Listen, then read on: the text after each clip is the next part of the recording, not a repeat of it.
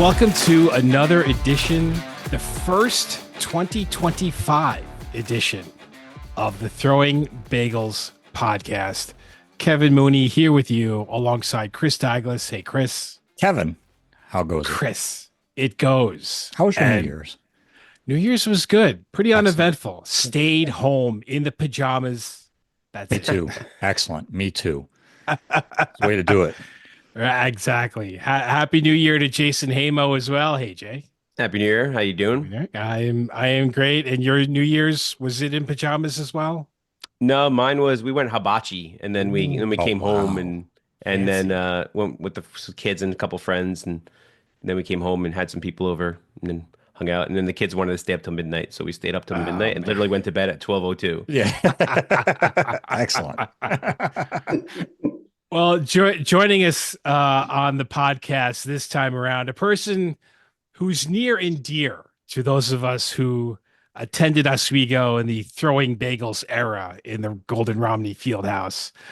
He is currently the head coach of the Nazareth men's ice hockey team. Actually, he's been the head coach since its inception in the 2012-2013 season. Also, former head coach at Clarkson University, and of course, former head coach of the SUNY Oswego men's ice hockey team. It's a pleasure and an honor to welcome in Coach George Roll. Hey, Coach. Hey guys, thanks for having me. I appreciate it. Oh, it's our pleasure. It's great seeing you. It's been a while. Yeah, it's been a long time. It was great memories there, though. The 8 years or 7 years, whatever it was look back at it with a lot of fond memories for sure. And we're going to get to those certainly over the course of this podcast.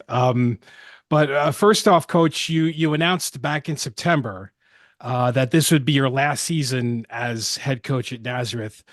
What led you to make that decision?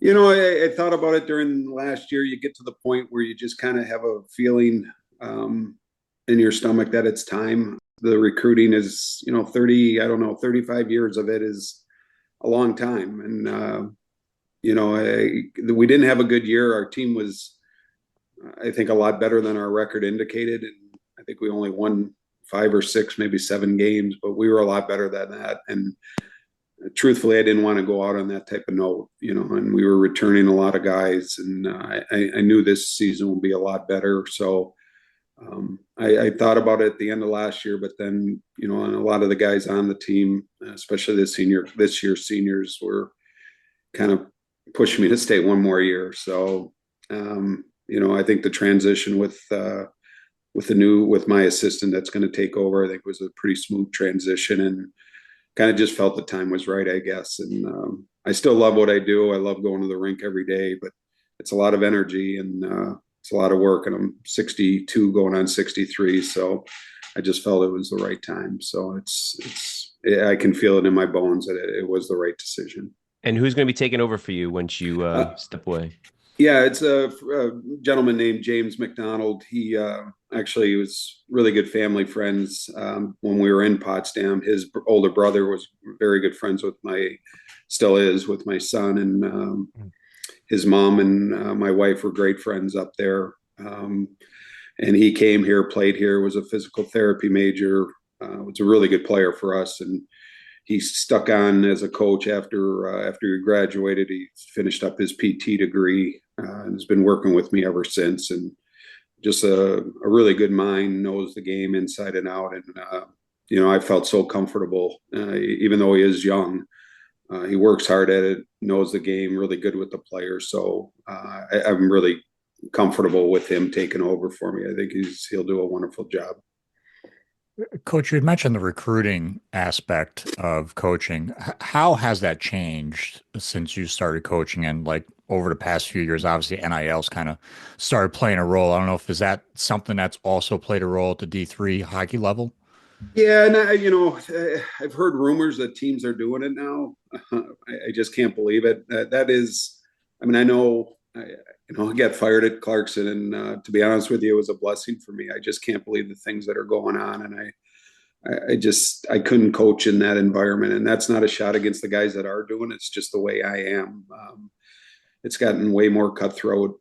Even at our level, it's not easy. And obviously the players have changed and the way they want to be recruited. And I know Eddie still loves it. He still very much enjoys going on the road, and I can honestly say I don't. It's just again, when I was on the road so much at Clarkson and even at Oswego, it was a lot. And starting out my career here, but the last couple of years, it's become more not difficult. Just it's hard to leave sometimes when you just. So I don't think the kids have changed per se. It's just it's a lot harder, and you gotta work at it. And I think that's once you lose that drive to do that, then you kind of feel it's time to get out. And just in the last couple of years, I've felt that more and more. So, and it's not a shot against anybody. It's just more me than I would say that the recruiting's changed. And obvious it's changed, but I don't want to go on about this, but we've had a great run here as far as the type of people we've had in the program. And I started this program with Jared DeMichael, who's now the associate head coach at Michigan State. And the one thing I told him is I want to do this with the right kids as far as people. And it's been a wonderful experience for me here, the 12 years. It's just we've had great kids through the program and guys that have gone on and done some really good things. So for me, it's really been a joy to coach here at Nazareth. I've had a great experience. What was it like to build a program from scratch? Yeah, as you guys know, it was.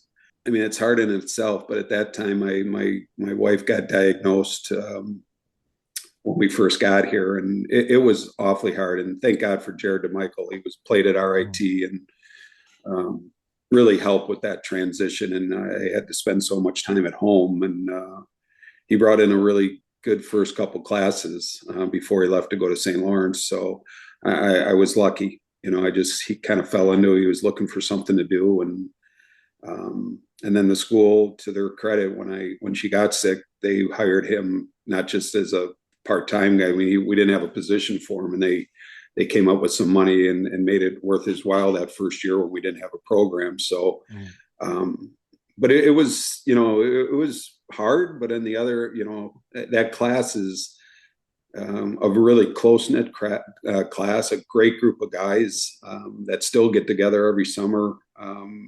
And that means a lot to me. It really, when guys leave here and they still stay connected, you feel good about that. So it wasn't easy. We took a lot of guys that a lot of schools didn't want, but I wouldn't trade it for anything. It was just a great group of young men, and they did the right thing. They did great academically, most of them. And it was a good process. It was obviously difficult given my situation, but it was a process I look back on with a lot of pride. What made you decide to kind of basically build a program from scratch? You go from Clarkson to to a place that has no hockey program, and you start over, literally start over. I needed a job. Jason, it was funny because I had interviewed at that point. Hamilton College had an opening, and I went through the interview process. I kind of got a late interview, and a friend of mine was on the committee, and they kept pressing me about, what did you do at Clarkson? Like, well, you must have done something. And I was like, yeah, I got fired, but I didn't, they just couldn't understand it at that point. And, at that time, I had some hard feelings about the way it was handled and what happened. So, but there was just something when I got, and I didn't wait on Hamilton. They didn't make a decision right away. And I was offered the job here. And the president at the time and the athletic director, Pete Bothner, who's still here, is a good friend of mine. And I just felt so comfortable here, to be honest with you. And I love their vision of what they wanted the program to be. And it was just in my heart, I knew it was the right move. So I'd never been through that before, of starting a program from scratch, but it was something that I truly, looking back at, I truly enjoyed doing, and certainly glad I did it. So coming up this weekend, Nazareth is at Cortland, and then you'll be back in Rochester to host Oswego. So what is it like to play against Coach Gosick, who was an assistant during your time at Oswego? Well, it's been hard because we don't beat them very often. I think you guys know, Eddie holds a special place in my heart, and probably my best friend in the game. And certainly having gone through that, both of us, or what we went through with our wives, brought us closer. he's just a wonderful guy, a guy that I love being around. We've had a lot of laughs over the years and shed some tears and been through a lot. And our daughters actually were college roommates here for 4 years. Wow. And are very good friends, obviously. And, it's hard coaching against them, but once the puck drops, you kind of forget all that stuff. And, then afterwards it's, win or lose, you go and you give them a hug and tell them you love them. And, I had a great time with Eddie the years he was my assistant at Oswego. I can't say enough about him. We had a great rapport with one another. He's a lot more fiery than I am, and I think he was good for me. Brought a lot more energy in terms of holding the guys accountable, and I needed that, and I learned a lot from him. He was, and hopefully he learned from me. But I told him today. I actually talked to him today and told him, "You better let me win the last one, else I'll never speak to you again." So he said he's going to see what he can do, but I know he will never do that. So, but yeah, I mean, it's been we've played them pretty much every year, I think, since I've been here. So, going back is always brings great memories, but they've certainly held the upper hand in terms of the wins and losses.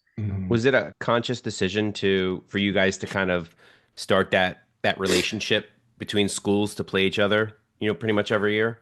Yeah, I think so. I mean, for me, if you look at our schedule over the years, we've always played one of the toughest schedules in the country, Jason.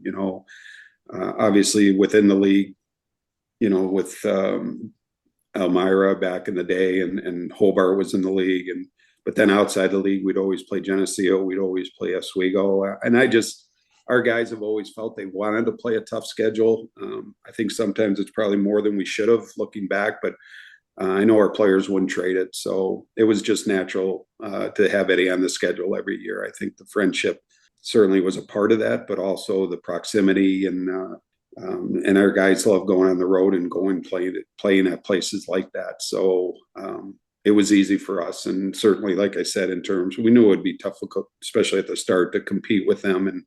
But for the most part, the games have been close.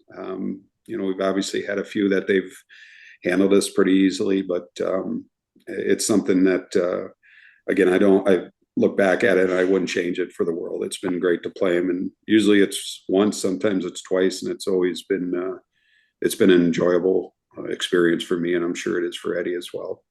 And sorry, one more question, Coach. Speaking of like teams that you've played in the past, right? Like when you were at Oswego, you played Geneseo and Brockport all the time, and now this year they've moved into your conference. What was it like to have them switch conferences and join your conference this year? I truly don't understand it. I don't know what the reasoning was for it, and I get along great with both coaches. I think Chris has done an incredible job at Geneseo, and as well as Brian at Brockport, and both good human beings and guys that I've going back to when I knew those guys from before, and just. I'm glad they joined our league, because the travel was getting to be a little bit too much, having to go down to Stevenson and Newman. And I think it's natural fit for us because of the proximity of the schools, obviously. But we played those teams anyways. Like Geneseo, we played pretty much either once or twice every year when they weren't a part of our league. And now with Elmira coming in the league next year, it's a tough league. And I believe Hobart's joining Eddie's, it joined in the SUNY. So it's just the way that, not just in hockey, but it's kind of the way it's gone. But it's certainly for us, it's kind of nice to have those rivalries so close, and being part of the league. It's an awfully good league right now. I think every team, obviously Utica and Jenny are the class of the league, but there's no real easy games for us. Like every game's tough now. So we got to be ready for that every night.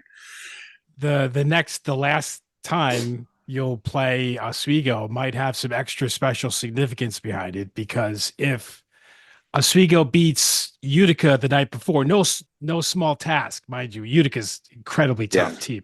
Yeah. But if Oswego pulls it off, then Coach Goziger will be pulling into Rochester, sitting on career win number 399.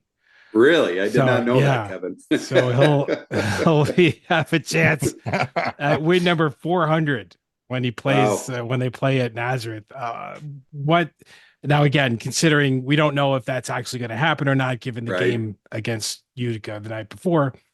But what kind of a approach how would you approach a game like that, knowing that Coach Gozik would be one win away from 400 there? Yeah, well, if it was to happen against me, I guess I'd have no problems with it, honestly, Kevin. I would, obviously I never want to lose a game, but I couldn't, if it was to happen, it couldn't happen, to a guy that as close with as anybody I've been close to in the game. So I'm certainly not going to feel that in the moment. I don't want him to get win number 400 against us for sure. And if it happens, though, great for him. It's pretty impressive. I didn't realize that he was going for that. So he'll have his hands full Friday, though. They're a house. I mean, they got a lot of very good players, and to go into that building, and I think Eddie can do it. They certainly can do it, but he'll have his hands full there Friday for sure. Sure.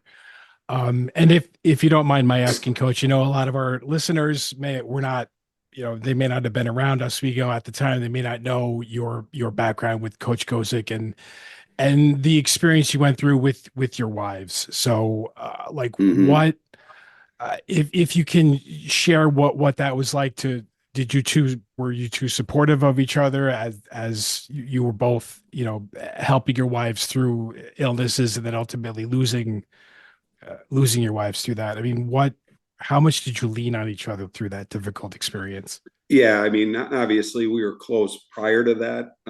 He was somebody I talked to, probably on a weekly basis when I was at Clarkson. We always stayed in touch. Our family stayed in touch. And like I talked about, our daughters and our son, both were the same age. Our boys were the same age. Our daughters were the same age. And it was, my wife got diagnosed, and Mary had been going through it. But she was doing well through the battle. So my process with Paula was a lot quicker. She had a glioblastoma, which, I think it's 6 or a year to 18 months. And it was 18 months to the day. And wow. Yeah, I can't tell you how many phone calls I had with Eddie. Not just phone calls, the visits, and just, it's hard to get, because you get emotional speaking about it. And I know when Mary passed, my kids and I were actually in the Canadian Rockies, and my daughter wanted to turn around and come back, right away. We were in the middle of our trip, and Eddie's like, George, you don't need to come back, and Sarah said the same thing. You've been there for us all along. And as soon as we got back, we went, the family, we took a trip to Oswego and spent some time with them, and it was very healing to do that. And I think because there's so many people at Oswego that knew the Goziks, and it was such a hectic time for them. But I think for us to be able to spend some time with them after the fact, and I know the girls leaned on each other a lot. There was a lot of conversations and a lot of tears shed. And my daughter was in Sarah's wedding. It's hard, they were two wonderful women, and they were close themselves. So it was, obviously that brings you closer with people that have gone through certain similar circumstances. And it was hard losing both of them, because they were good people. So it's made Eddie and I probably as close as I am with any human being on this earth. So it was great having him being there and I think he would tell you the same thing. Coach, so try to switch a little bit here. I mean, thanks, Kevin. I mean, Jesus. I'm sorry. I'm trying to find a segue out of this, but I really got. There is no segue. There's just no way to do it. But talking about Nazareth for a second. So over there, there's the Tim Hortons has the Iceplex in Nazareth, and it's got 4 rinks. Just kind of talk about that a little bit. How is that? Is it someplace where you guys, a large area where you practice facility, or what is it exactly? Well, yeah, when we started the program, I was friends with a guy named Ronnie Ralston, who was the coach of the American League team for the Sabres, the Amerks. And they let us use their locker room when they weren't there. And they weren't there that much. So we had our own really nice space Then they had a coaching change and we weren't able to do it. So we kind of inherited in an area that was a high school locker room, which certainly wasn't great. Then when we decided to bring the women's program on board, what has it been? Chris has been there probably 5 or 6 years now. They put an addition on. Up above us is a PT area, and then below is our area. So we share an area with the women's program. It's a nice area. Like we got a players' lounge. It's nice. Like obviously, we'd love to be on campus, but they treat us very well over there. We practice on rink one every day. We don't get shuffled around, and it's a good situation. Like it's obviously being on campus and being able to tell a recruit you got a rink on campus is a big deal, but it's the next best thing. I love our facility. I love the people that run it, and they've done a great job. And it's our guys. Again, they don't complain about it at all. They like the area, and we got a pretty good setup over there. So it's a good situation. The next best thing would be to have a rink on campus. And I think that will come someday. I don't know how far down the road, but I think there's been a little bit of push to look into it. Obviously enrollment and, things are a little tighter now, but I'm hoping down the road we'll be able to get a rink on campus, kind of like what Eddie's, probably not to the extent that Eddie has, but it'd be nice to have something on campus. Does it serve Tim Hortons coffee? You know what? That's the weirdest thing. Not yet. Oh man! I thought that would be the first thing they do, but they do have a kiosk up there, and it is going to serve it. And whether or not it got opened over the holidays, I'm not sure, but they are finally going to be serving Tim Hortons coffee there. So hopefully that has happened or will happen in the next couple of weeks. Coach, when did you decide to pursue coaching as a career? That's an interesting question, Chris. To be honest with you, when I was at Bowling Green with Coach York, I was getting my master's, and I was a grad assistant with the team. I'd interviewed for some jobs, not hockey related. They were more in athletic administration, and which is kind of what I wanted to do. And I'm pretty sure I got this story right, but I think you guys would remember Pierre McGuire, who was worked in the NHL, coached some, and then did the work in broadcasting. But Mark had hired him as Mark's first assistant coach, and I don't know what happened, but through the summer, I think it was almost mid-August to late August, Pierre, without Mark knowing, accepted the job at St. Lawrence as their assistant coach. So all of a sudden, Mark realizes I don't have an assistant coach. So the connection between obviously Jerry worked at Clarkson as the head coach and as an assistant, and was very close with the athletic director. And the athletic director called Jerry and just said, "Hey, do you have anybody out there that that might be interested?" And he spoke highly of me. I went up, interviewed with Mark. We actually went fishing on the St. Lawrence.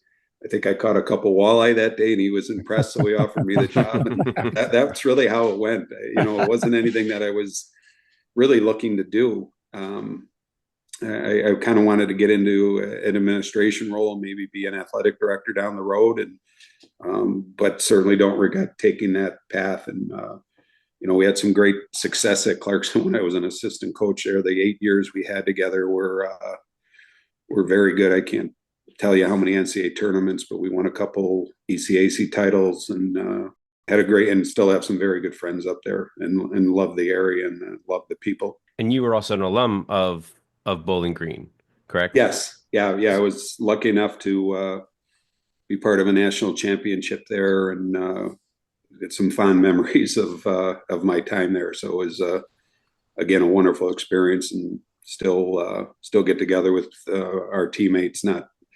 Not every year, but I think every 5 years we have a reunion, and still get together with a lot of the guys every summer. We have a summer home in Michigan that we get together at. So it's a great group of guys. And obviously we had a wonderful experience there the 4 years I played there. Well, and Coach York racked up over 1,000 wins in his career, right? He's a legendary guy. Yeah. I don't know how he did it for as long as he did, Kevin. Honestly, I don't know. I don't know how old he was when he retired a couple of years ago, but God bless him to be able to do that for as long as he did. And obviously he was at an incredible school at Boston College. But yeah, that's a long time to be coaching. That's a testament to the type of person he is for sure. Mhm. And you were an assistant coach at Clarkson at one point. Basically when you landed your first head coaching job, which was at Oswego. Yeah. How did that come about to get that job at Oswego? Yeah, it was a funny story. Again, the assistant, I don't know who the third person that interviewed. I can't really remember, but I know Paul Flanagan was an assistant at St. Lawrence at that time, and we both applied for the job. And I think Mark would tell you the same thing. It was kind of time after 8 years for me to move on. I didn't know what I was going to do, but the Oswego job opened, and truthfully, guys, I didn't know much about Division III hockey. I wasn't exposed to it very much. I really didn't know much about it. So PJ and I talked, and it's funny. I said, PJ, if you get offered the job, let me know, and vice versa. I'll let you know. So I didn't hear from PJ, no call or anything, and it was kind of wondering what was happening. So then finally, I got the call from it wasn't Deborah Stanley, Sandra Moore, I think it was. I think she was the AD at the time, and she offered me the job, and I called PJ up and said, "Hey, PJ, I just letting you know they offered the job." And he goes, "Well, George, they already offered me the job. I turned it down." So I was their second choice, which was fine. PJ was a great guy and went on to coach women's hockey at Syracuse. And I was lucky that he did turn it down. It was a blessing, and I'm glad he did. Then that's how I got the job, and that's how it all started there. Did you find there to be a big adjustment from D1 to D3? No, I don't think so. I think, it was difficult because when I took over there, Donnie had been there so long, and, obviously a new coach comes in and does things differently. It wasn't nothing against Donnie. I think he had some very good teams. And, I think the big thing was, and I remember this story to this day, and I don't know if Eddie would remember it the same way, but I don't know what year it was, but, we were losing to Plattsburgh pretty consistently. And there was a gentleman, I won't say his name, but he sent in a letter to the president and to Deborah and to Sandra Moore. And it was something along the lines, "Hey, George seems like a great guy, but just like Donnie, why can't we beat Plattsburgh? What's going on?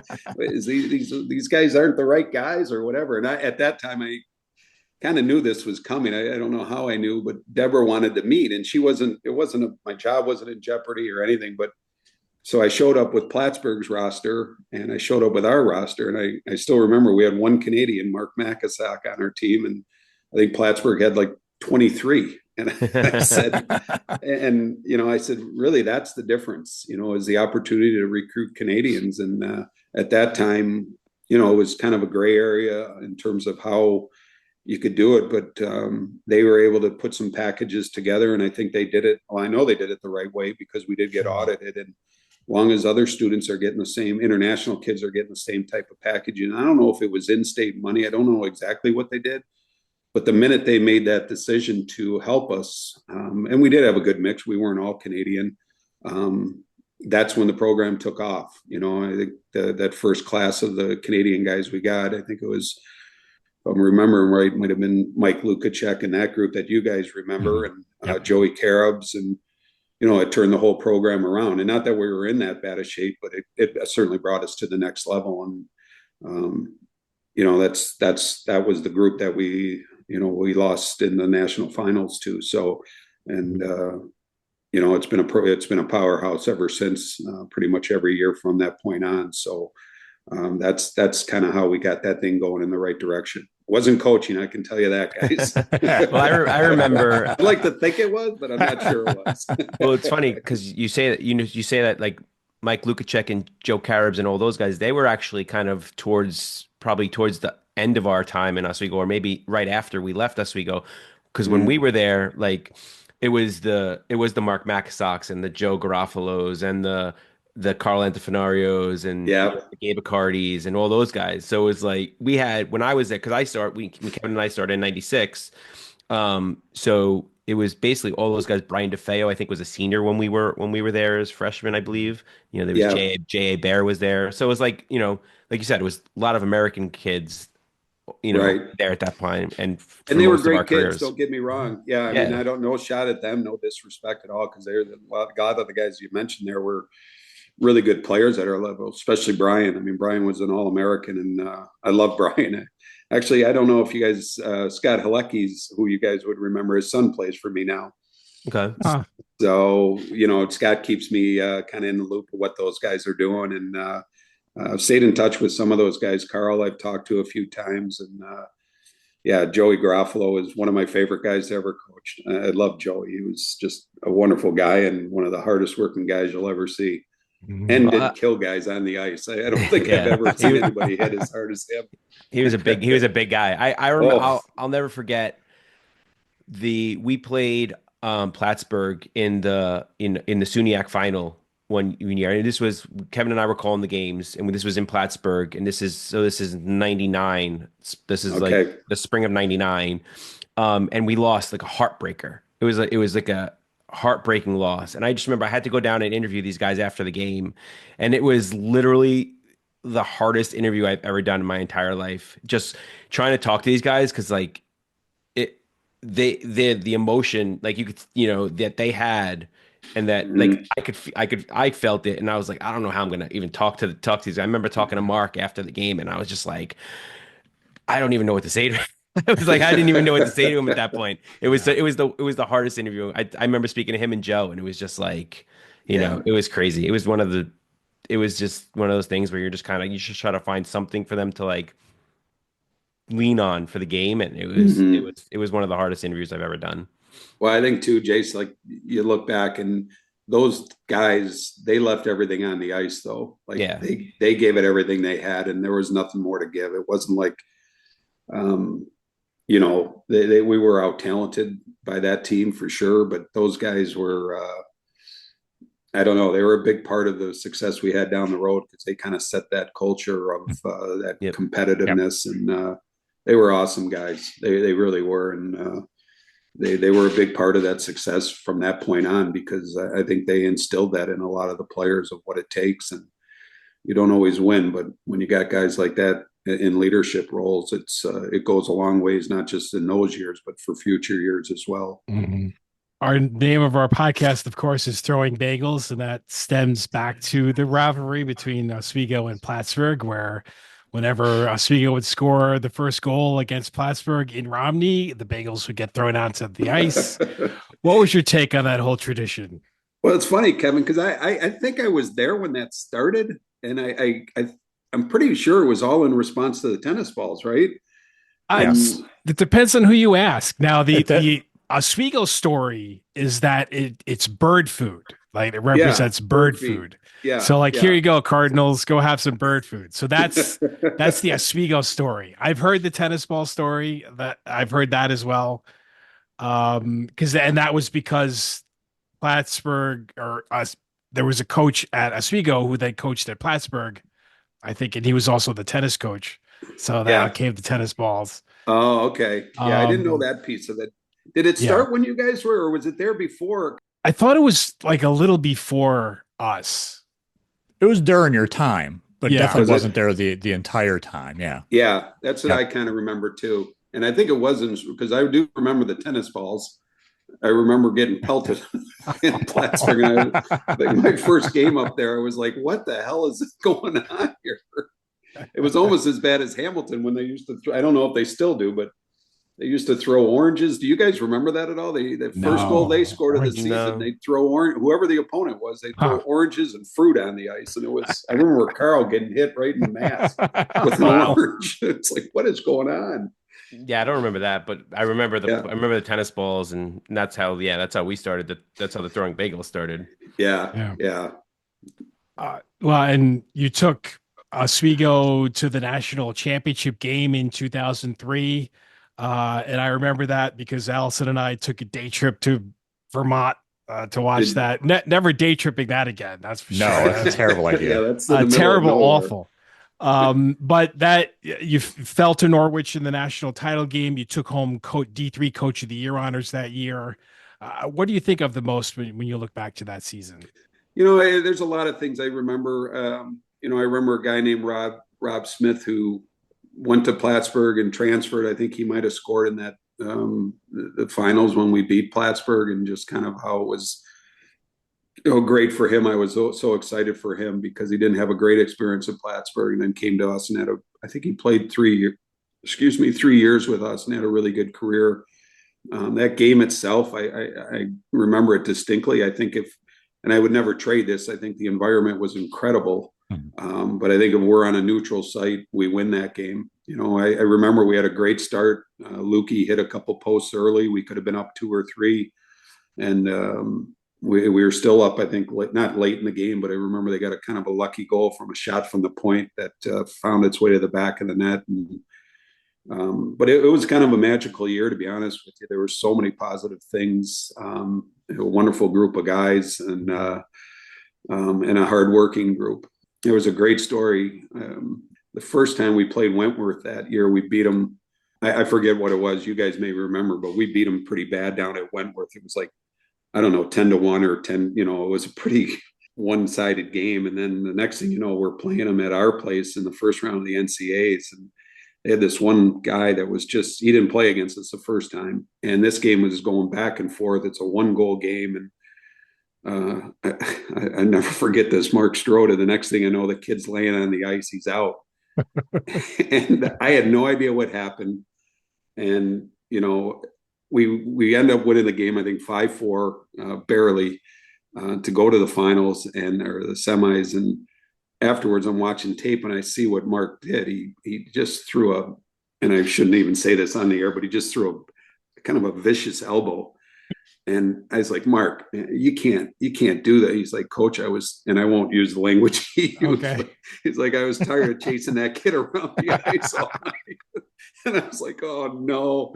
And I'll never forget that story though. Just the look on his face. And Mark was a competitor, and he was, I don't know if you guys remember, he was not very big, but he was probably 5'9", 5'10", and 220 pounds, just a beast on the ice. And I thought it was a clean hit at the time, but it certainly wasn't. So, but yeah, and then obviously just the connection with Eddie. I think I was athletic director that year as well, and something I really truly enjoyed. And Eddie kind of had a bigger role, and I mean, had a big role to begin with, but it started, I leaned on him a little bit more because of the 2 duties, and it was a really, I don't know, it was just a kind of a magical year, and everything fell together, and it was a wonderful run. I mean, I was excited about the Clarkson job, but I was sad, and I was sad to leave Oswego, because it was a great place, and our family had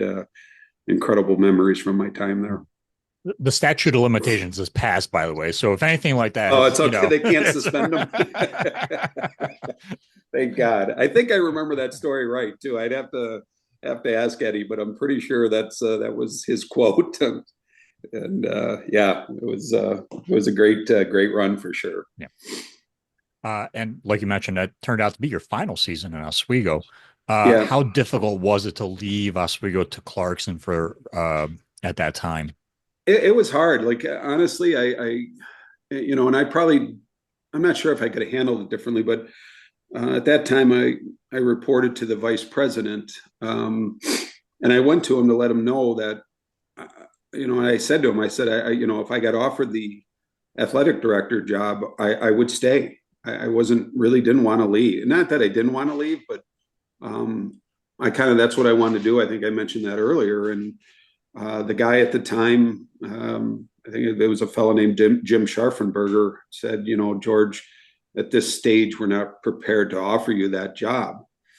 And I said, well, I'm going to apply for this job, and kind of got into it pretty deeply. And I knew I had the job before we went to Norwich. They had offered me the position. I didn't, at that point, I think I went to Joe Grant, who I think was Deborah's kind of right-hand man at that time. I don't know if you guys remember Joe, but just, again, a wonderful human being. And Joe told me after, he said, well, we'd like to keep you, and we give you the athletic director job. We'd like you to coach one more year, and then Eddie would take over for you after that. And at that point it was too late. I couldn't go back on accepting the Clarkson job. And, in hindsight, getting fired from Clarkson wasn't easy. But it just makes you stronger in the end. And I don't regret those years at Clarkson. We had some very good years, and we had some trying years. But if they would offer me the job at Oswego, the athletic director job right away, it'd be a moot point. I'd probably still be there as Eddie's boss, and I'd be telling him what the hell to do on the ice. I wonder how that would go. It would be fine. I would actually be a hands-off guy. I would not. I trust Eddie, but you know what? That's the truth. I wouldn't have left. My family loved it there, but again, things happen for a reason, so it's all good. How intimidating was the atmosphere at Romney? Yeah, it was, very similar to when I was at Clarkson. When I first started there was a rink called Walker Arena, which was an old kind of very similar wooden, smaller ice surface in Romney, but same kind of feel to it. And, you talk to you run into coaches and players that played there and played, as an opponent, and they hated going there. They absolutely hated it. And, it was just so loud. You guys remember, it was just so loud in there. The fans were on top of you.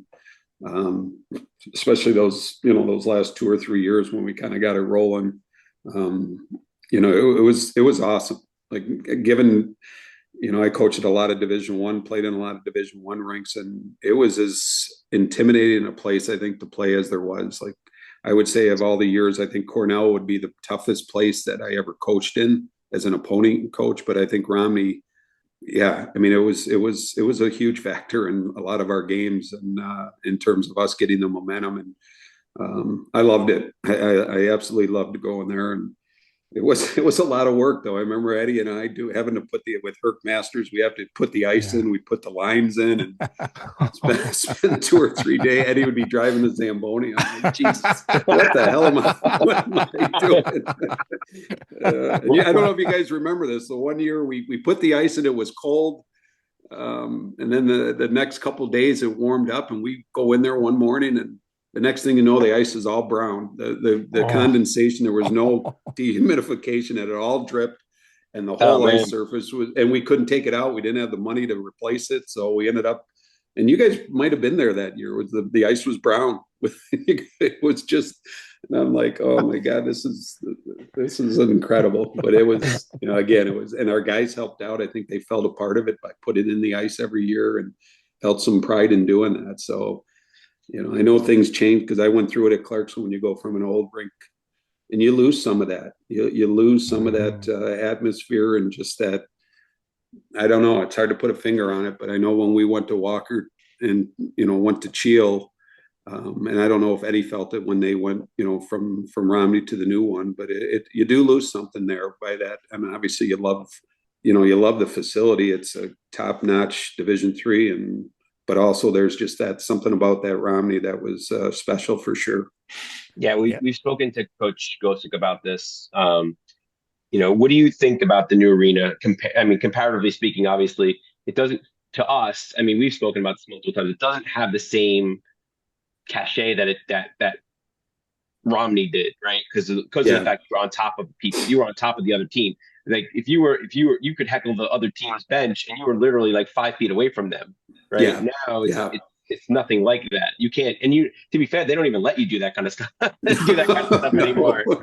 No, they don't. But it's kind of like, what do you feel? Do you feel like a different emotion when you're in that building now versus when you're in Romney? Well, yeah, I obviously didn't coach at the new building. But yeah, I remember walking through Romney after I had left. I was visiting Eddie, and he took me through it, and it just got, I truly got emotional walking through there. Just, just thinking of the memories and the things that, and I don't, like you said, it's hard to put a finger on what you lose when you go from a kind of a, just a kind of a classic old hockey barn and going to a pristine, that you just don't have that same, I don't know, maybe the fans just don't think they can get as crazy as they did in Romney. I don't know, but you do lose something. And I think Eddie would tell you that. Now, I'm not there for the Plattsburgh games. when we go in there, we get, Eddie gets a decent crowd, but it's not like it is for Jenny or Platty, I'm sure. I'm sure it gets going, but something is lost in that. And I think most people would tell you that when you go from those venerable old rinks to a new rink, I think there is something lost in the translation. What it is, I can't really put a finger on it, but I certainly felt it going in there for the first time coaching. It just didn't feel the same, playing Oswego, not in Romney. It would have been nice to have been able to do that. But from a recruiting standpoint and every other aspect, it's pretty nice to be walking recruit through that building. Right. Yeah. I know I can speak for these guys that we've been to both venues, several times. And I mean, nothing beats Romney. Like I don't know if it is the fans or if it's just the facility, that's kind of to your point. We kind of can't really put our finger on it, but man, those Romney crowds were just something else. Yeah. And you guys experienced that too. You were in your formative years. You remember that.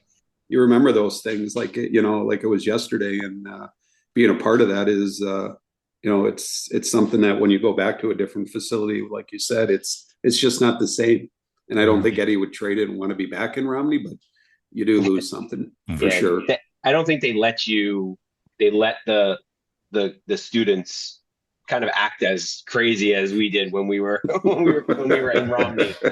Absolutely not. I mean, the student section is not even near the opposing bench anymore, so you're not even not even there. So like I know coaches hated it. Opposing coaches did not, and you know what? It was so bloody cold in that rink. Oh my God! It was just, and they always said the heaters were broken. And, they just never turned them on. They never flipped the switch. That was the coldest walk ever is from that parking lot into Romney. Brutal. Yeah. When that wind was coming off the lake, it was there. Potsdam was cold, but it didn't have the wind like that wind. Yeah, it was, I know my wife and kids, they were young and they hated that walk. And then they'd sit in there and there'd be no heat. They'd come into that warming room, the coach's room between periods, and suck down the hot chocolate to get warmed up again. But yeah, it was a great place though. Incredible. It's true. You'd walk down to go do an interview in between periods and you could just feel the heat coming and you're like, oh, it's nice and warm over here. And then you come back out later and you're like, oh, it's cold again. But I think I keep going back to that 2003 SUNY championship game against Plattsburgh, where I don't think I've ever heard a building as loud as Romney was that night. Yeah. It was just an amazing game, and it's still one of the best games I've ever attended. Yeah, that was, I don't, and I've coached a lot of hockey, and obviously, winning a national championship is up there, but that game was to beat them after so many years, not just in the time I was there, but going back to Donnie, of kind of being, second fiddle to them for so long, and to finally get over the hump. It was emotional. Like I just remember just pure joy coming off that ice after beating them. And it was such a good game. And I don't know if this is true. I heard Emory made them get on the bus with their equipment on. Did you guys ever hear that was true? Really? Would not be surprised. No, I wouldn't be surprised. I never asked Bobby after that, but that was the rumor, that he let them take their skates and helmets off, but they had to get on the bus with their pads still on. So I never I'd love to know if that was the truth, but somehow I don't think it was. But yeah, I know he wasn't happy. That's for sure. Is that your favorite memory from Romney Fieldhouse? Yeah, I would say that game was something that sticks in the back of my mind, and I'm pretty sure, like I said, that Rod Smith scored that game and maybe even got the game winner. And I was just so happy for him, and because I think he went, like I said, he went through a tough time at Plattsburgh, and I don't think it was Bobby. I just think the whole experience wasn't good for him. Mm-hmm. And then for him to get that goal in his senior year, it was something I'll never forget. And a lot of good memories there, though. Like, not just, I remember our families, we had friends that we'd always go there for a Christmas skate. We'd open it up and go in there and have hot chocolate, and the kids would go out and buzz around. And, I remember that as, like it was yesterday, and just the camaraderie and the friendships that I was able to to meet people there. And yeah, that would be number one, but there was a lot of good memories there for sure. We've talked about multiple times on here on this podcast about the first time really you guys beat Plattsburgh in the playoffs. Yeah. And, that was, like the holy cow, like we finally got over the hump and we finally beat them. And, and I think that was kind of like the beginning of, when we realized that we can play with these guys, and we played with them multiple times and we come close, but we never got over the hump. Right. Yeah. Until that point. Yeah. And beating them in Plattsburgh was, just icing on the cake at that point. Yeah. Yeah. I mean, that's, it becomes, because we're going through the same thing here. And I think Eddie's gone through it with Geneseo a little bit. Like, I think it does become a little bit more mental than it is, the actual, you go in with a different mindset where maybe you don't feel you can beat them. And I know we're that way with Utica a little bit. You as a coach, you just got to drill it into your guys that, you can play with these guys. And that was the thing with Platty. Like we somehow, and I think it went back to Donnie's years too, like the games are always close. They're always competitive, but you didn't win, and I think the 1 year that Donnie had, they lost to him maybe 6-7 times. One time in the national finals, I think they lost, or maybe the national semifinals. And that's hard. That's hard to get over that. And once you do, I don't think there's a better feeling in sports when you finally beat your arch rival like that. And I think once, and I think Eddie obviously kept it going once I left. I know the next year was kind of a struggle for him. And I think it's always hard for an assistant coach to take over a team when they are an assistant. Your roles change. And then I think the next year, or maybe the year after, they won the national title. So, I think that was the start of, Eddie having a phenomenal run, and to finally get over that hump meant a lot to the players for sure, and to us as coaches.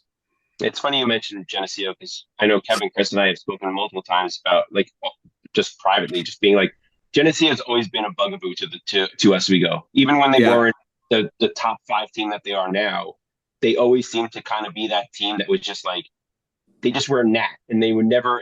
We wouldn't play the best game against them. Maybe I don't know what it was, but sometimes we would have trouble beating them for some reason. And we know, and you knew going into the game that you were the favorite. Like, basically, if there was a spread in the game, you would have been the favorite.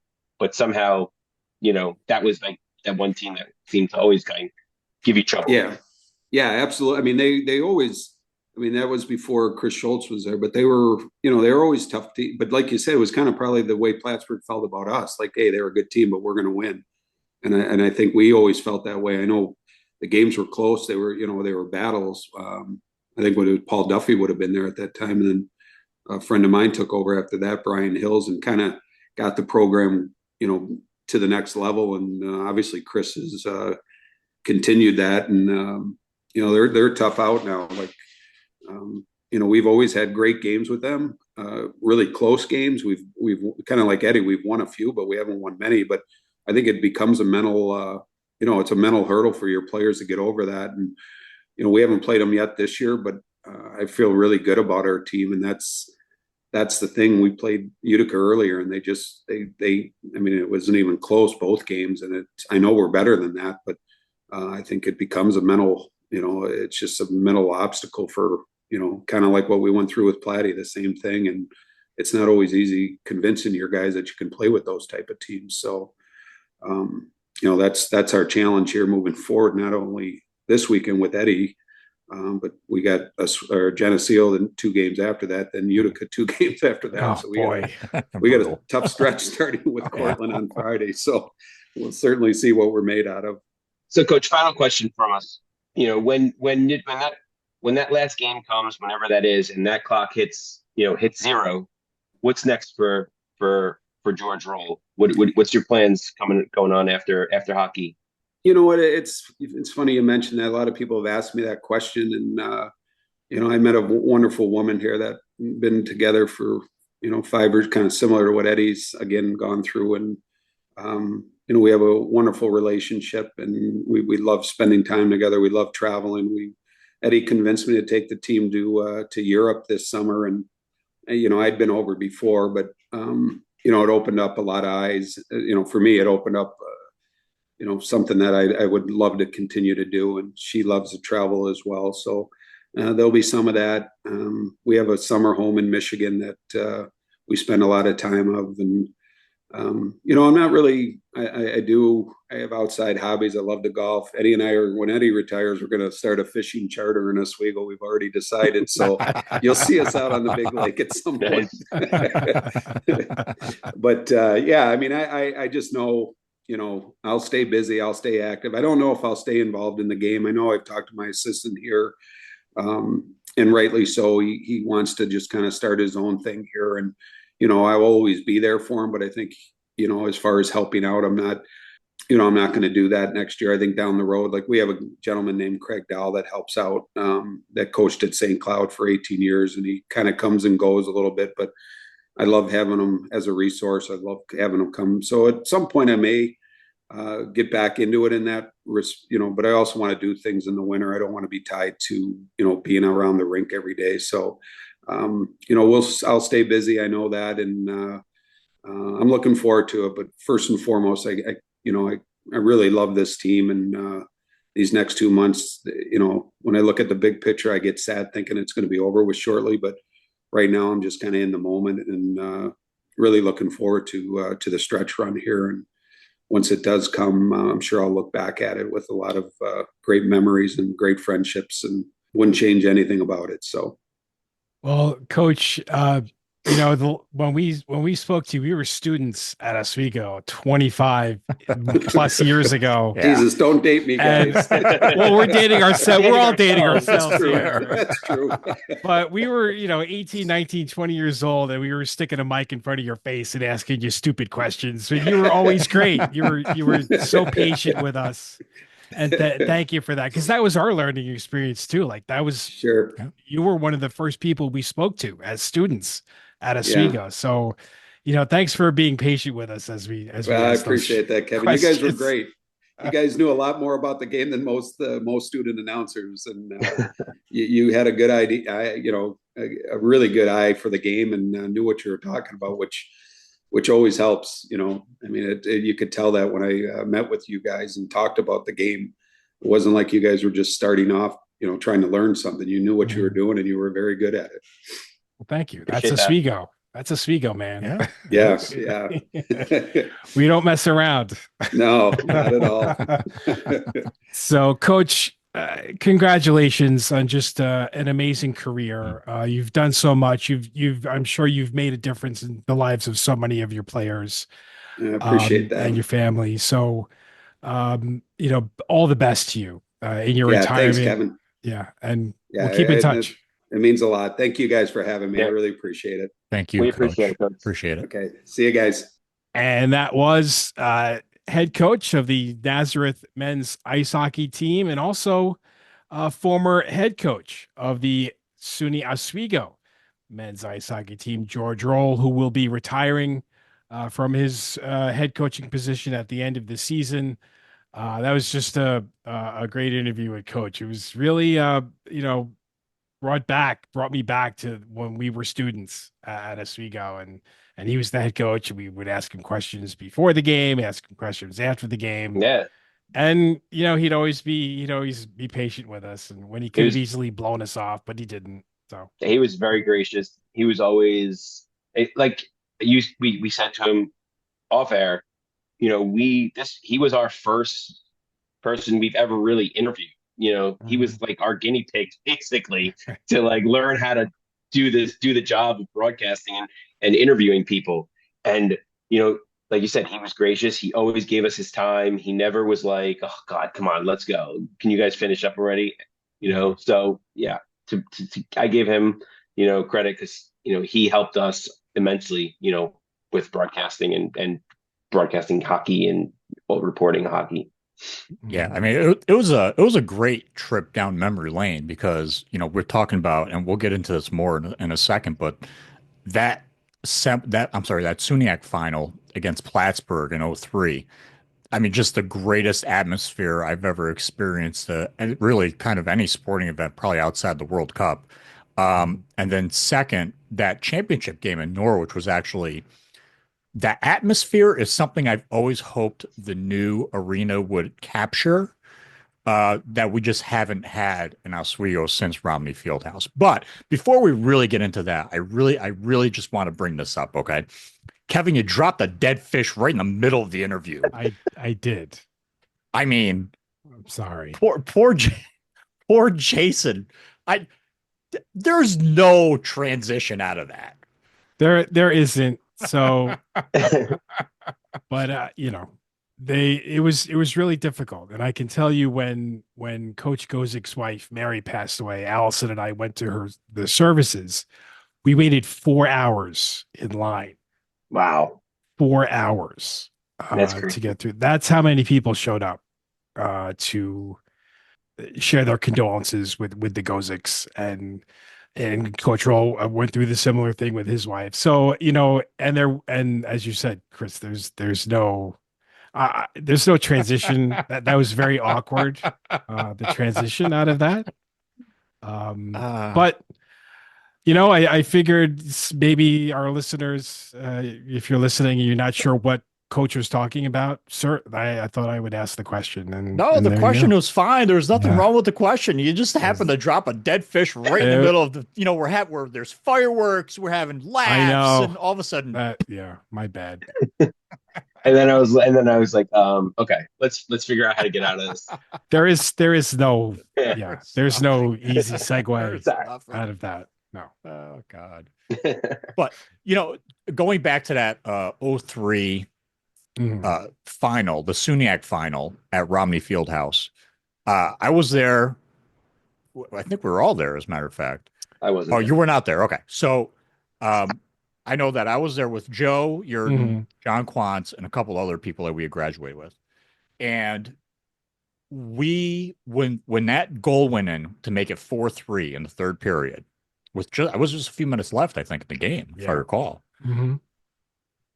I mean, it was just like an explosion of just craziness. Like I would equate it to, as a soccer fan, I would equate it to something like you're scoring a goal to win the World Cup with like in injury time, and like the place just erupts. We were hugging each other and jumping up and down. It was just an insane experience. And the place just exploded. I mean, it just with, like Coach said, just happiness and just joy. And it was just palpable in the entire building. That place must have been shaking. It literally was. Yeah, that's what I'm saying. It literally was. Yeah.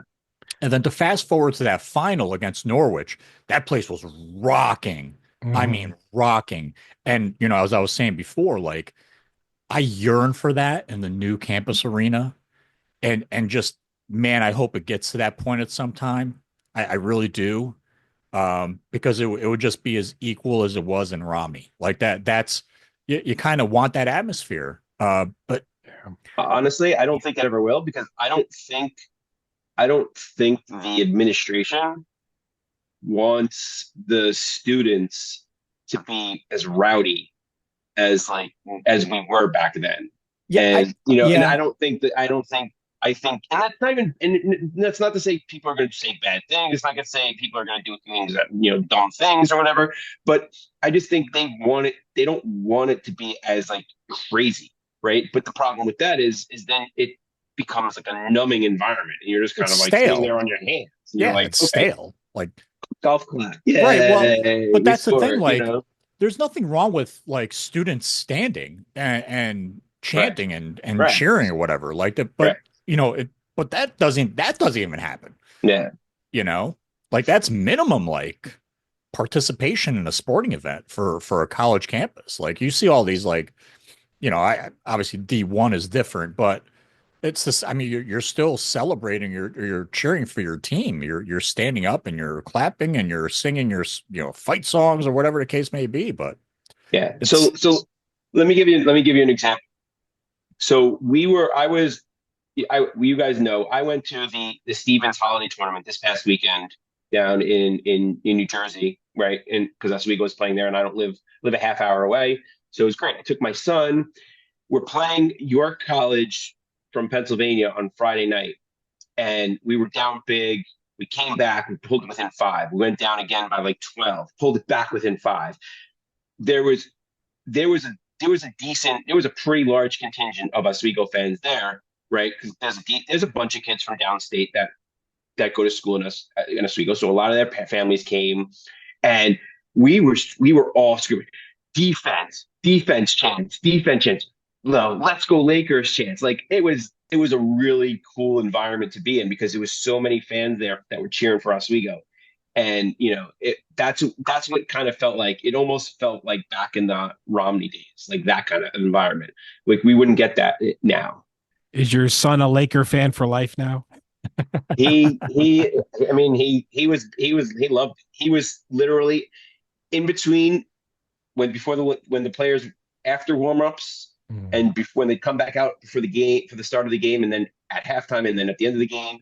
He would literally stand by the door and give all of them. When we were kids, remember when we were in school there, and all the kids would high five all the hockey players coming off the ice. That was my son. He was literally standing by the door, high fiving every player.